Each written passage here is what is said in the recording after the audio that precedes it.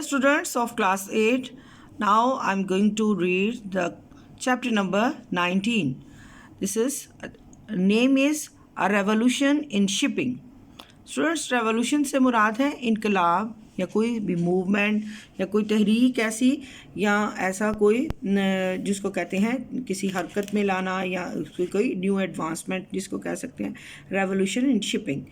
तो from an essay by Ian Fewes Gordon and published in the 100 Great Events That Changed the World. So this it was an essay, and this is the extract what taken by this lesson.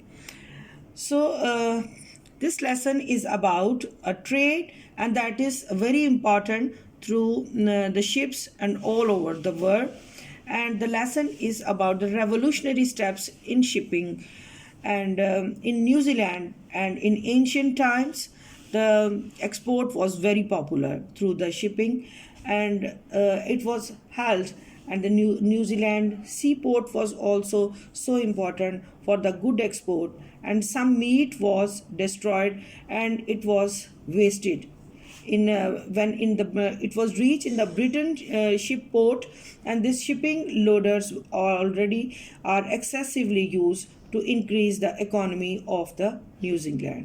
सो यहाँ पर जो ship में जो भी meet था वहाँ पर वो लोड किया जाता था, और मुख्तलिफ़ किस्म के फ्रूट्स भी थे, और जो जितने फूड आइटम्स थे, जब वो न्यूजीलैंड के जो ख़ास तौर पर एक ख़ास उनका सिटी है ड्यूनेडिन, तो वहाँ से स्टार्ट होकर जो सी पोर्ट से ब्रिटेन में जाता था, तो ब्रिटेन में जाते जाते तक वो काफ़ी ज़्यादा डिस्ट्रॉय हो जाता था. तो ये वहाँ पर उनको फिर काफ़ी ज़्यादा लॉस भी होता था, और उनके जो वो भी प्रोडक्ट्स थे वो वेस्ट हो जाते थे. तो सो आफ्टर सम टाइम्स जो है इसको मज़ीद इस पे काम हुआ, और चीज़ों को जो है वो प्रॉपर एक रेफ्रिजरेट करके और उनको प्रॉपर एक शेप में जो है वो उनको कूलिंग पॉइंट पे या लेकर जाने लगा, जिसकी वजह से जो फूड है वो प्रिजर्व होने लगी और वो वेस्ट होने से बच गई. सो इससे जो है वो न्यूजीलैंड की ट्रेड में काफ़ी इजाफा हुआ. सो ड्यूनेडिन इज़ वेरी इंपॉर्टेंट, और इसकी जो पोर्ट है जहाँ से वो सारा जो है वो प्रोसेस होता था ट्रेड का, तो ये शहर जो है इस काम के लिए बहुत इम्पॉर्टेंट गिना जाता है. So let's read the whole story. And the 98 days it took the ride round the horn, and the sparks from the funnel set fire more than one to the sail. So this line is about the ship sailing. तो 98 days लगे इसको. The ride around the horn, जो horn को बजने के लिए या ये सायरन देने के लिए. Now the ship is going to start, and the spark from the funnel set fire. तो फनल जो है जो उसके अंदर काम कर रही होती है शिप के अंदर, वो एक सायरन दे देती है, एक स्पार्क दे देती है कि now the ship is ready to sail now, and the set fire more than one to the sail. A strange craft this. तो इसको शिप को कहा गया है कि this is a strange craft, ये एक बहुत अजीबो गरीब किस्म का क्राफ्ट है. The funnel belching smoke. अब उसकी जो फ़नल है उसमें से एक बेल्चिंग स्मोक पर जो कहते हैं एक बहुत ही इस तरह की स्मेल जो बहुत बैड स्मेल है, और वो हर तरफ धुआं ही धुआं फैला देती है. Yet the sails stretch tight and the bulging up कहते हैं ऊपर, जो उबार जो है ऊपर की तरफ खींच कर लेकर जाता है. And the 3 slender clipper mast. जो 3 स्लेंडर क्लिपर मास्ट से मुराद ये है that is upgrade portion for sailing, जो जहाज़ के ऊपर जो अपर पोर्शन होता है, and that is help the ship to move forward. And the steam engine had come to stay. तो जो स्टीम इंजन है वो कुछ देर के लिए रेस्ट करता है. इस पैराग्राफ में, पूरे पैराग्राफ में बताया गया द प्रोसेस जिस तरह से शिप जो है वो स्टार्ट होता है. It was being use increasingly for the propulsion of river and coastal craft. तो ये बताया गया है प्रोसेस कि ये सारा जो है वो इंक्रीजिंगली बहुत ज़्यादा ये यूज़ किया जाता है फॉर द प्रोपल्शन, जो कि ड्राइविंग फोर्स के लिए या पुश करने के लिए, जब जहाज़ जो है वो रिवर और कोस्टल एरिया में जो है वो चलाया जाता है. But the smoke and the steam from the pride and the Albion line soon be the Shaw Savill line and the clipper ships. So वो कहते हैं कि जो स्मोक है या स्टीम है वो आफ्टर सम टाइम जो है that is for the pride वो निकलती है. और ये जो है शॉल सेवल और एल्बियन लाइन जो है बताए गए हैं. So these are the shipping companies, उनके नाम बताए हैं, the clipper ships. And Dunedin served a different purpose altogether. तो Dunedin is a name of the city of New Zealand. तो ये जो है वो यहाँ पे ये जो शिप है ये डिफरेंट पर्पज़ के लिए इस्तेमाल किया जाता है. It was initiating the revolution in shipping and at the same time a revolution in the economy of those countries the shipping served.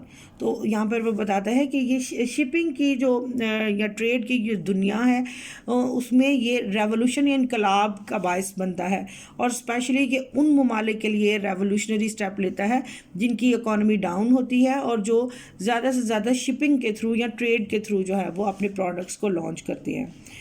And for this sleek, the vessel of 1300 tons was the first on the all-important New Zealand run to be fitted with the new Bell Coleman refrigerating machine. तो students जितने भी ये ships हैं इनके अंदर एक refrigerating machine है जिससे आगे हम पढ़ेंगे. The purpose of this refrigerating machine is to store the meat and the food items. तो वो पूरे न्यूजीलैंड के लिए वो कहते हैं कि the Bell Coleman is a shipping company that is fulfilling all the needs of trade to all over the New Zealand. It was this gainly, ये कहते हैं कि ये बहुत क्लमजी सा है या बहुत एक कहने के अनटाइडी सा है, या रिमार्केबली एफिशिएंट ऑपरेटर्स. लेकिन ये ऑपरेटर्स जो है जो कि प्रिजर्व करने के लिए होता है, जो दो ये बहुत ज़्यादा अच्छा नहीं है लेकिन ये ऑपरेटर्स जो है वो दैट इज़ वेरी एफिशिएंट, बहुत कारीगर है या बहुत काम करने वाला है.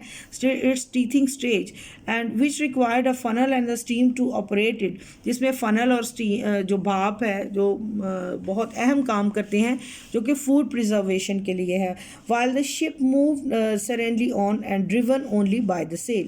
तो शिप जो है वो बहुत ठीक तरीके से आहिस्ता आहिस्ता आगे बढ़ता जाता है.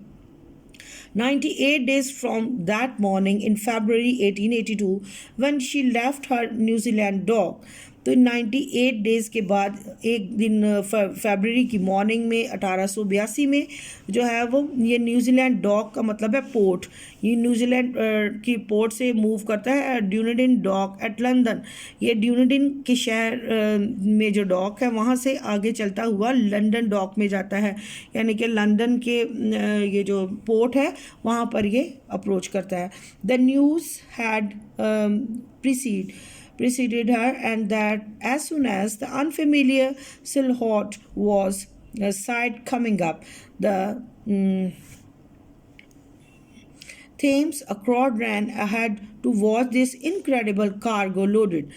तो यहाँ पर जो है एक अनफेमिलियर सिलहॉट वॉज साइट, जो एक गैर जाना पहचाना जो एक खाका है तो पेश किया जाता है. और जैसे ये थेम्स जो है that is the name of the place, वहाँ पर पहुँचता है तो इनक्रेडिबल कार्गो लोडर जो है वो वहाँ पर लोडेड पहुँच जाता है. इनक्रेडिबल जो है बहुत शानदार किस्म का जो सामान का लोडर है वहाँ पहुँचता है. And for in her holds the Dunedin held the 5,000 frozen carcasses of lamb. तो वहाँ पर ये उतारता है जो फ्रोज़न या फ्रीज़ की हुई जो है लैम की जो उनकी जो बॉडीज़ हैं, ठीक है, उनको वहाँ पर वो उतारता है. श्योरली द मैन सेड, इसी तरह से जो है it would be if not completely रॉटन. तो यहाँ पर लोगों का ज़्यादातर कहते हैं कि ये कम्प्लीटली रॉटन या ख़राब नहीं होते, at least so poorly flavoured after it long the confinement that only beggar of the street would begin to try it. वो कहता है कि इतना भी गंदा नहीं होता उसका टेस्ट जो है प्रिजर्वेशन के बाद उसका फ्लेवर जो है तो लेकिन थोड़ा महदूद या थोड़ा कन्फाइन हो जाता है, कम हो जाता है, जिसकी वजह से वो एक एग्जांपल दिया है कि beggar of the street would also try to do this. And they were wrong, लेकिन वो गलत थे. The meat was as fresh as the day it had been slaughtered. ये मीट जो है या गोश्त है वो इतना ही फ्रेश होता है जिस तरह के स्लॉटर्ड मीन्स ज़बा किया जाता है पहले दिन।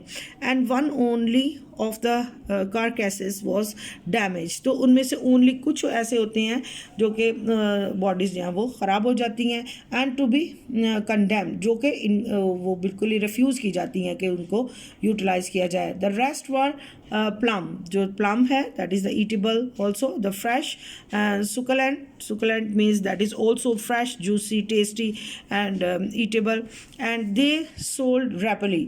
तो बहुत जल्दी से वो उसको जो फ्रेश फूड होता है उसको रैपिडली वो सेल कर देते हैं। For 6 pence half penny pound, of which 2 pence 3 farthing, and was the cost of the farthing from New Zealand. तो अब उन्होंने कॉस्ट भी बताई है कि ये 454 ग्राम्स की, कि ये हाफ पेनी और जो 2 पेंस है इसे लेकर फॉरवर्ड आगे जो है वो इसको सेल करते जाते हैं। Freight charge which has hardly altered, और ये जो इसके चार्जेस हैं वो शायद ही तब्दील होते हैं, ऑल्टर्ड मीन्स चेंज होना। Through the price of the meat has soared, तो इसके जो प्राइसेस हैं मीट के वो आहिस्ता आहिस्ता सोअर बढ़ते जाते हैं। The price brought respectable profit to the New Zealand farmer. तो जो न्यूजीलैंड के किसान हैं तो इनके अंदर ये प्राइस जो है वो एक रिस्पेक्टेबल वे से प्रॉफिट करती जाती है, मुनाफा कमाती जाती है। The profit which could and would be the multiplied as the new refrigerating vessels were made ready. तो प्रॉफिट जो है वो कहते हैं कि ये मल्टीप्लाई होता जाता है, बढ़ता जाता है। कैसे? जब रेफ्रिजरेटिंग वेसल्स जो हैं दे वर मेड रेडी। तो रेफ्रिजरेटिंग वेसल से मुराद ये हैं वो कंटेनर्स होते हैं, वेसल्स जो होते हैं जो कि रेफ्रिजरेट करते हैं, फ्रीज करते हैं मीट को for the some purpose. A new industry has been born, एक नई जो सनत है इसमें बढ़ती है जिसको कहते हैं trade. And refrigerating ships would not only bring the great prosperity to New Zealand, the first class meat at the reasonable price to England. तो इससे इंग्लैंड में बहुत रीजनेबल प्राइस कमाई जा सकती है। But they would solve a major problem, एक बहुत अहम मसला हल हो जाता है, that of disposing of the sheep. यानी कि पहले यूँ होता था कि शीप का जो मीट था उसको डिस्ट्रॉय कर देते थे, वो ख़राब जब हो जाए। And they breed rapidly and they were not enough mouth in all the southern colony to eat them. तो साउदर्न एरिया में बहुत सारे लोग इस ब्रीड को खा नहीं पाते थे। शीप वर बीइंग स्लॉटर्ड, इनको ज़बह किया जाता था। दे कैरकैसेस फ्लंग इनटू द सी, तो इनके जो जब वेस्ट करते थे तो उसको सी में फेंक देते थे उनके बॉडीज़ को। To get them out of the way, उनको बाहर फेंक देना। अपार्ट फ्रॉम द शिपिंग, जो कि शिप का हिस्सा होते थे किसी वक्त। And them alive to Britain, लेकिन वो अब ब्रिटेन में वो एज ए अलाइव कंसिडर किए जाते हैं। Which was absurd, absurd means that was inappropriate, जो कि अच्छी बात नहीं है कि ख़राब फूड ब्रिटेन में जाए और वो लोग खाएं, तो that is inappropriate. And there was a little that could be done with them and when their fleece had been shorn. तो जब उनका फ्लीस या उनका कपड़ा जो है वो वहाँ पे जाता है तो वो वहाँ पर काट दिया जाता था। But refrigeration change all that, लेकिन जो प्रिजर्वेशन या रेफ्रिजरेशन का प्रोसेस है उसने ये कॉन्सेप्ट बदल दिया।